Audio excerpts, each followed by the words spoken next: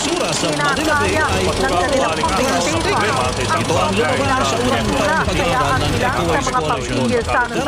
Basura lang yan. Itapon mo na lang. Wala namang epekto yan. Wala namang mawawala.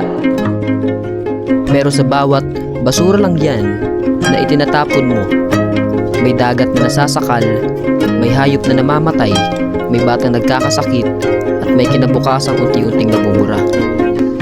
Ang basurang itinatapon mo ng walang pakialam ay babalik sa iyo ng higit pa sa anyo ng baha, polusyon at trahedya. Basura lang ba talaga? O ito ang tunay na salamin ng ating ugali, ng ating kapabayaan?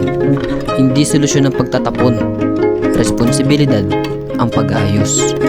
Magsimula tayo sa simpleng bagay: segregate, reuse, recycle, magdisiplina, magpakita ng malasakit, at higit sa lahat, magbago. Dahil sabi nga ng iba, ang basurang itinapon mo ay basura ring babalik sa'yo.